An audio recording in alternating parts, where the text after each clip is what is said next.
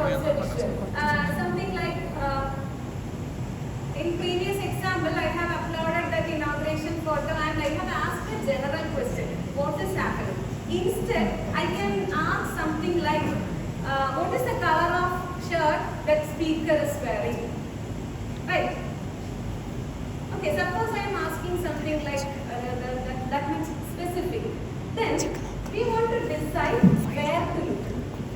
In the visual, which part gives you the response, clear response. So that is where attention models came to play. Attention models is actually coming from deep learning, the broad area of deep learning. So attention is similar to what similar to a human brain. If you are asking what is the color of the shirt or how many fans are there in this, where your eyes look into, that is what is happening in the attention models. So attention model will decide where to look. Where to look. Suppose a response is required based on a dog in this picture. Where to look? This bounding box. So that is attention models. And after that you can have some multimodal LLM systems and outputs. Depends on the task. Sometimes it may be classification or prediction, or sometimes it may be generation. As our examples, it may be generation. Depends on the task you can generate. Okay. So we will look into this 1, 3 and 5. Okay, as part of today's session, I am going to look into representation learning. This 1, 3. What are the different types of fusion? And of course, 5. What are the currently available multimodal elements? 1, 3 and 5. That is going to be covered in this session. So let's start with our 1, representation learning. How humans see an image and how computers see an image. Computer cannot understand this as an image. For computer, it is actually a matrix of numerical values. A matrix of numerical values. Okay, an image is a matrix of numerical values. Similarly, a text. Suppose this, I am giving a text. I want to cancel my shoes order. This is my text. For computer, it is this. A numerical vector. Similarly, audio. If you are giving an audio, finally we need a numerical vector. So everything, every modality should be converted into a computer understandable tokens, which is known as embedding, encoding or representation learning or featureization. Many terms are being used for this. So today we will discuss image embedding and also text embedding. So whenever we do an embedding or encoding scheme, it is actually doing these 3 tasks. First, it will transform. Transforms means that image into matrix. That is the transformation. Text into numeric. That is the transformation. Audio into numeric. That is the transformation. Then compress. Very large dimensional. Can you say the dimensionality of that image matrix? It's very huge dimensional matrix. It is not able to process such a huge matrix. So we need to compress. That is compression, reducing the dimensionality. Then creates an embedding space, a uniform space, converting that to a uniform dimension. Even though it is image, text or audio, converting to a normal uniform dimension. First, let's discuss image embedding. So image embeddings are compact numerical representations that encode essential visual patterns, features in lower dimensional vector. Okay, we need to get the essential features. It is not okay if you are merely generating a mathematical vector.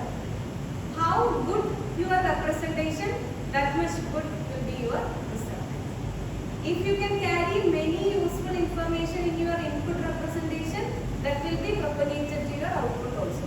So this input representation is very much important in multimodal systems. And this is the process. First we need to take an image. Of course, we need some kind of pre-processing. Then comes vision encoder. That is the main logic, vision encoder. Then we can extract the features, and finally we have the feature vector. Finally we have the feature vector. So here comes the logic, vision encoder. Here comes the logic. What are the possible ways of encoding an image? Okay, there are different kinds of, I hope you might use as part of any deep learning projects. We have already done all these kind of vision encoders. So let's have a demo.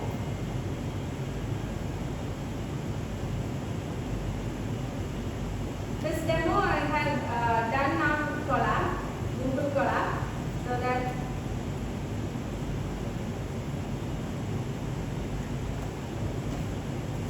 this is the image.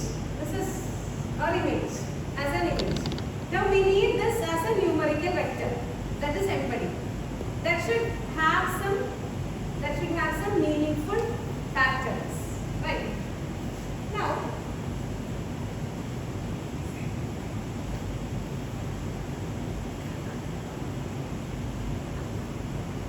you can see the dimensionality. Is it clear? Clear.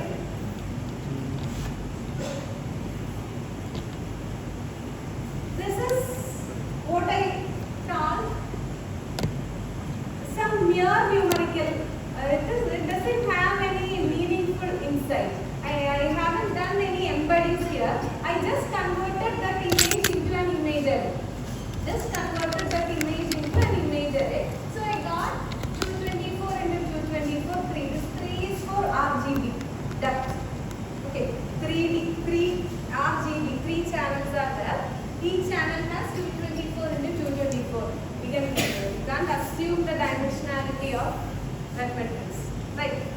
So in this way you can have this much pixels will be there. Okay, this much pixels will be there.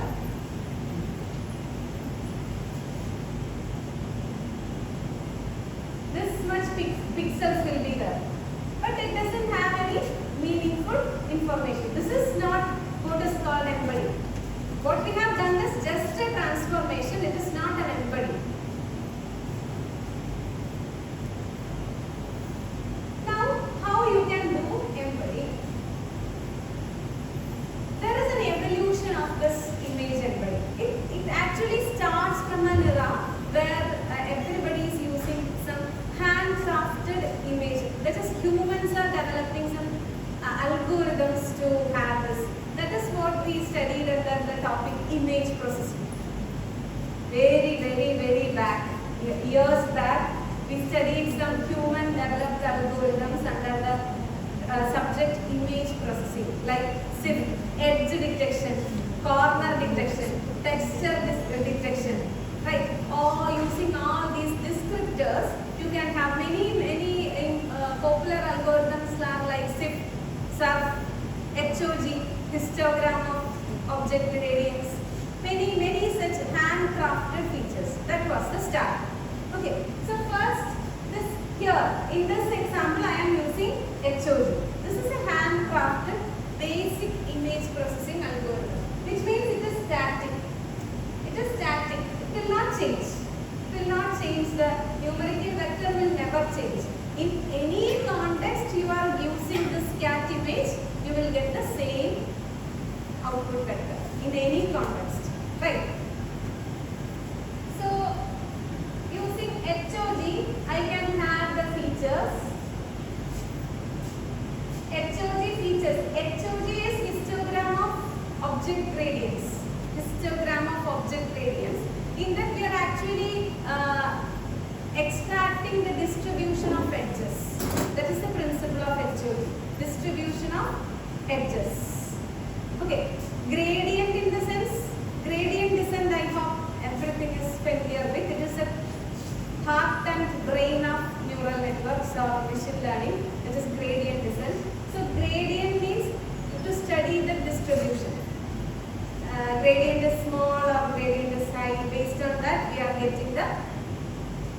feature vectors. So this is our HOG features. This, look at the dimension. It is 8,100. The image is actually something like 15,000 or 1 lakh. That much pixels are there. Using HOG or any handcrafted image processing feature algorithms, you can convert them into, now it is transformed and compressed. Transformed and compressed. Right. So this was the initial era of image embedding. We walked very much away from this era. Deep machine learning came, deep learning came. What is the specialty of deep learning? It will do feature extraction by its own. That is the attraction of deep learning, or difference between machine learning and deep learning. What is the difference? In machine learning, feature engineering is our burden. Once it moved on to deep learning, feature engineering is autonomous. It is automated. Right. So in the deep, we moved on to deep learning era.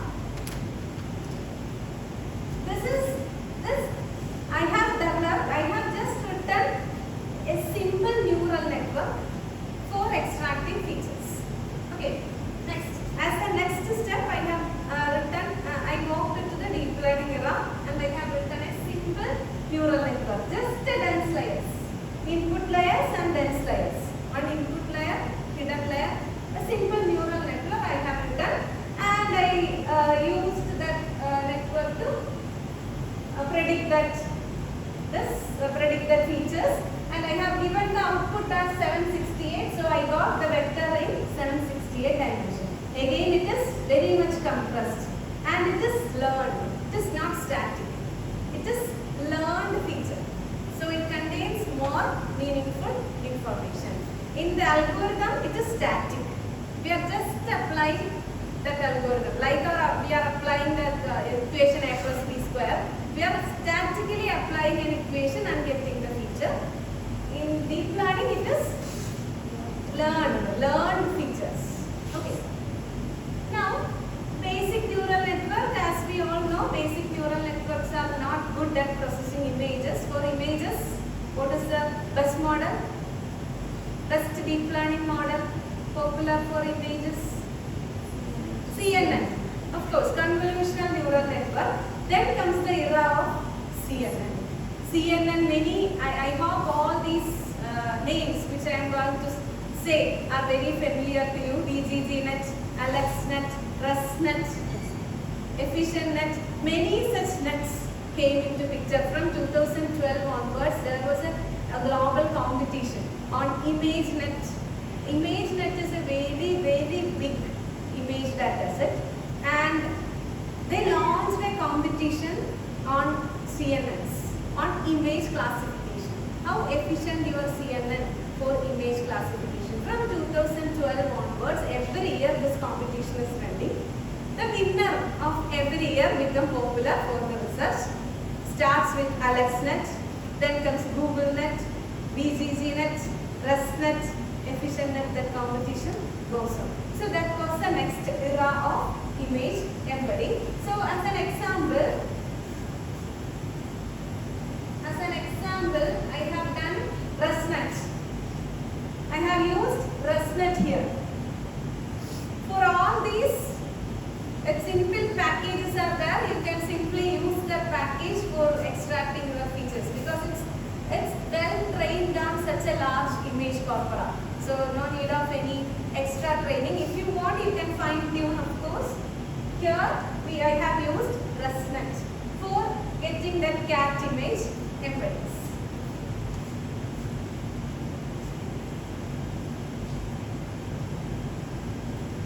So this is my ResNet model. What is the meaning of this? Can you guess?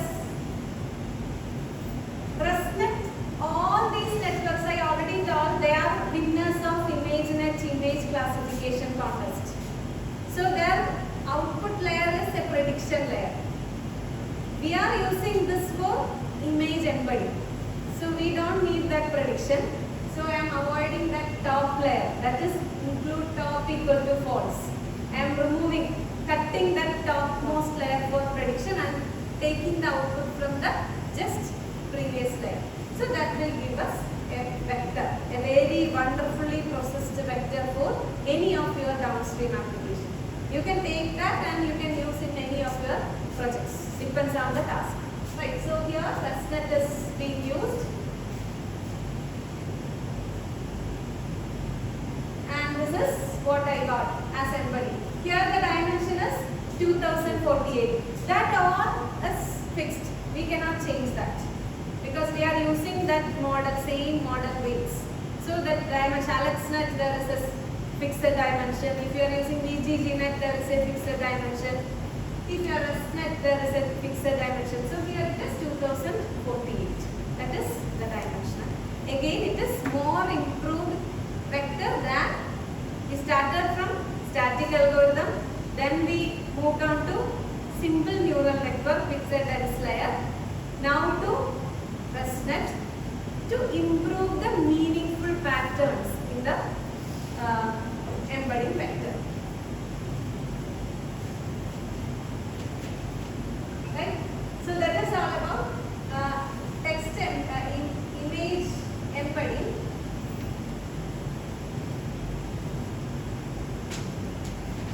This is the evolution that we discussed from handcrafted features,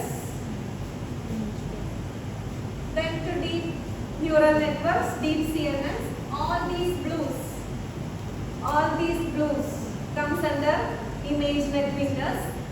Then comes transformer era. CNN, next step is transformers. Now we are in the era of transformers. For everything we rely on transformers. Why? Because resources are also increased. In 2012 or 14, it is not able to process a transformer model because our memory or our CPU processor requirements won't fit to that. But as the resources increased, we also moved on. That research also moved on to the era of transformers. So vision transformer is an excellent backbone for image embedding.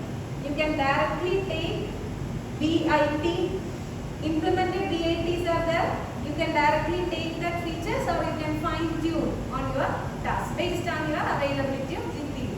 If a GPU is available at your research place, you can fine tune. That will give more better results.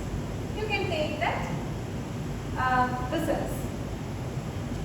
Then comes multimodal systems. That we will discuss. This portion we will discuss as a separate. There are some trained multimodal systems. From there also we can take the image vectors. So this is the journey. So this journey you can have in your mind while planning for a project. The thing is, you cannot start here now. Now it is not okay to use an AlexNet feature and doing a project. We also move forward.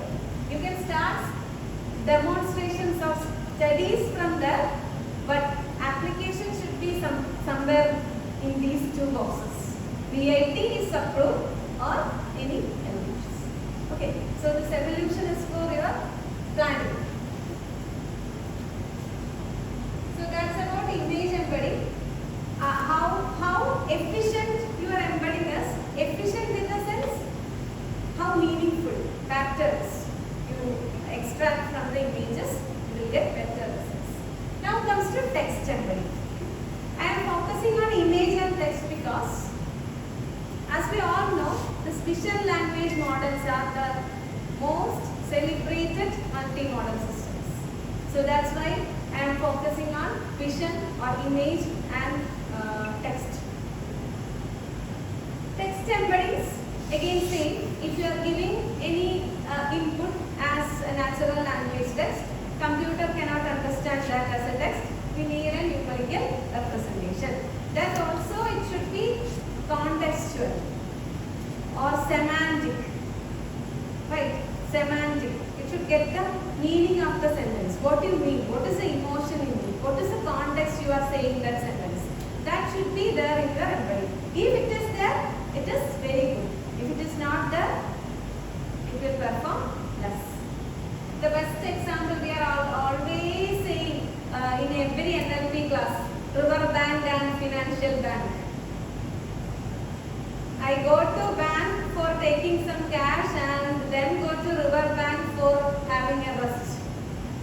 is my sentence. So, the embedding of that word bank should be different.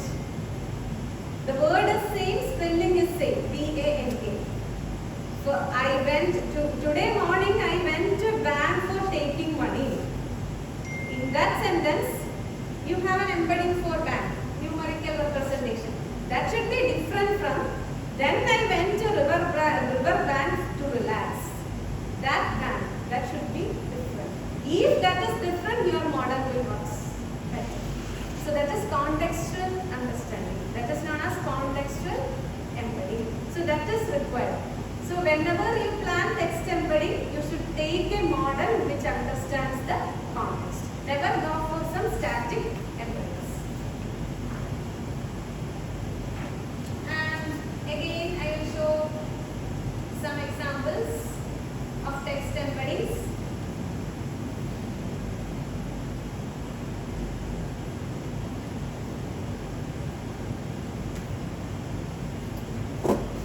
So my sentence is, the cat is sitting on the mat. This is my sentence. I need this as a numerical vector. Of course, as we started with image processing, here we started with one-hot vectors.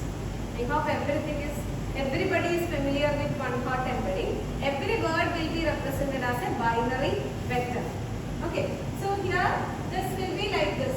One-hot embedding will be like this. The cat is sitting on a mat.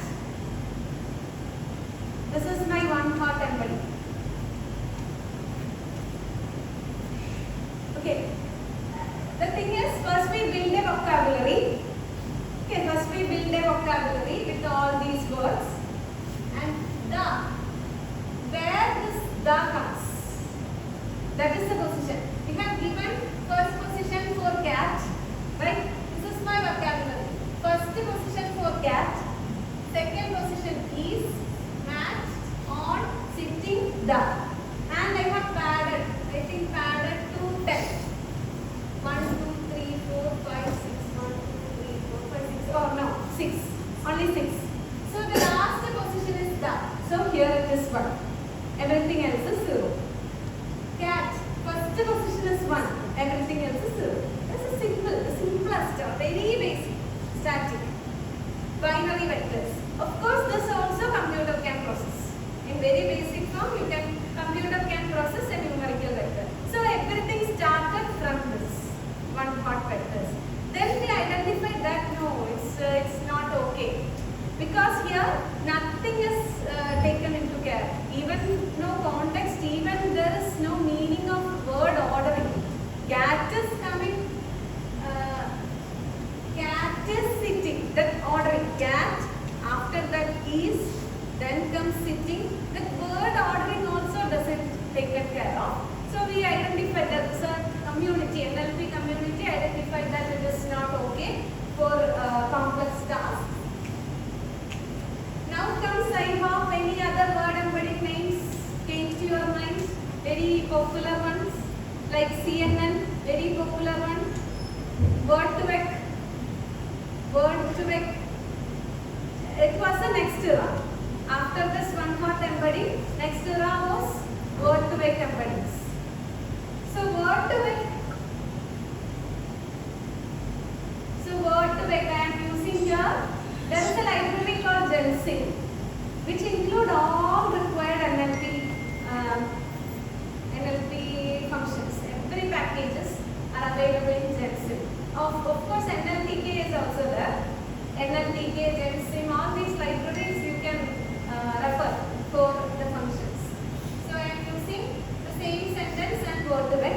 Here the problem is, for every word it is generating an embedding. Here also context is not there. That thing is static. The word cat or that word bank, B-A-N-K. Since the spelling is B-A-N-K, the bank will have same embedding in all places. It is static, no change for that. Yeah, here we have the 2 times. The. So that word the will have only one vector. That will be constant. Okay. That will be constant, and it is based on the logic is they have created from English dictionary that NLP research group have created an entire ontology like structure, a graph. So think about what may be the words coming here to cat, maybe dog, pet, right? Or what may be the words very similar to desk, where maybe table, bench, right? So it's like that. It's based on that, what's based on that similarity. The vector of cat will be similar to vector of dog than to vector of desk. If you are using word to vec and generate the embedding, the vector of cat will be similar to vector of dog, but it is very different from vector of king or queen, right? So it's based on semantics is taken, but again context is not taken.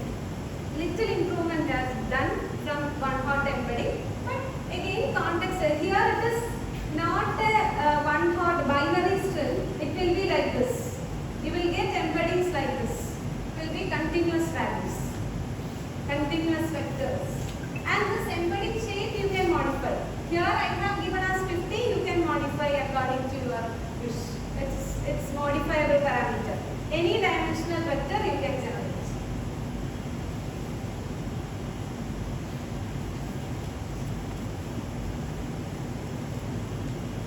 Now comes as deep learning came into picture. There is one word for text processing. It is recurrent neural network, RNN. Under that RNN we have main two players, LSTM and GRE. These terms I hope everybody is familiar with these terms.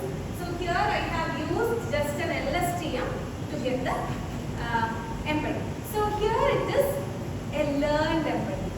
It will not be static. The same word, if it is coming in different sentences, it will have different embeddings. It's learned from the context. But of course there are limitations. It can learn the context only in one direction, not in the other direction. So we have introduced some bidirectional LSTMs.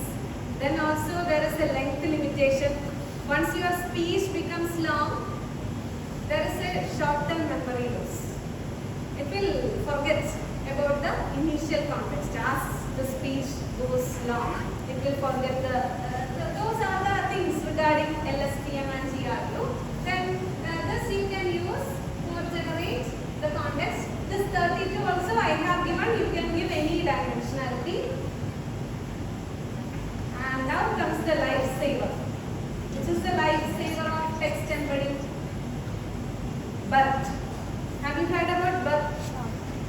A term. BERT. Environment term. So BERT is a transformer model. Like on DIT, from deep learning, from static, deep learning, then we are now at transformer era. Like EIT as a complement, we can here use BERT, which is a bidirectional encoder-decoder transformer model for text embedding. It is the best for time being. It will gives you the best results. It will learn all bidirectional context. It will learn all semantics. It will learn very long sentences. One book itself, it can embed into meaningful vector, right? So these are the this I have generated from pre-trained model. If you want, again, if your system has a GPU, you can train BERT on your corpora. This has been trained on a general internet dataset. Suppose you are doing a medical work. Suppose you are giving an agricultural project. Okay, so what about that words? It is very domain specific. Many fertilizers, diseases, plant specific diseases, many things will come, right? So you can have papers regarding this agricultural theme, and you can train your BERT, fine-tune your BERT on that particular domain. This has been done by many researchers, and you can search. Suppose you are starting a project, before going to training you just search whether such a BERT is available, because almost all domains BERTs are now released. There are medical BERT is available. For scholarly articles there is a specially trained BERT.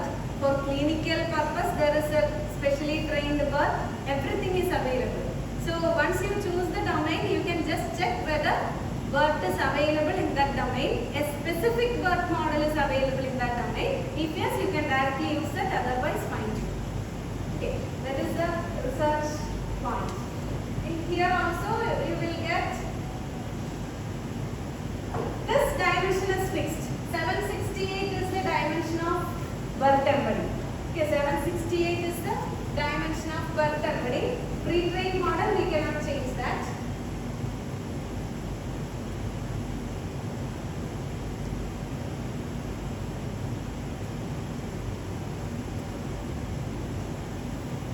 So as I said, we moved from one part, and of course there was, before BERT, there was another thing called, this might also be familiar, textbook topic, TF-IDF.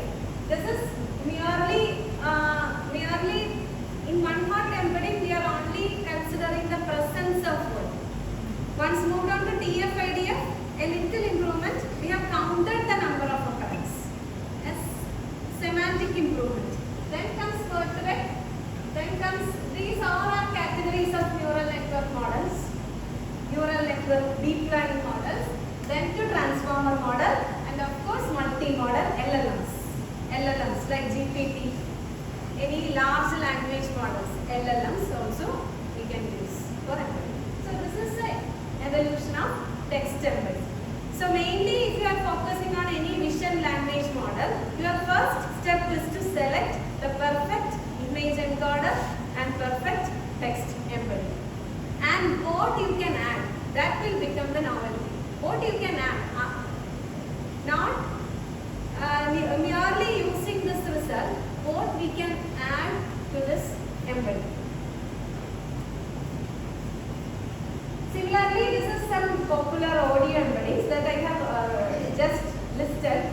We are mainly focusing on vision language models. If you are having some speech or audio as input, there are similar models available. Now comes to the second main part, fusion. How? Okay, now we are ready with an image vector. Now we are ready with the text vector. Right? I have selected the best image as VIT and then selected BERT as text embedding. So I got two numerical vectors. Now, how to use them together for getting the response? How to use them together? For that, there are 4 types of fusion strategies. In any multimodal AI systems, we have 4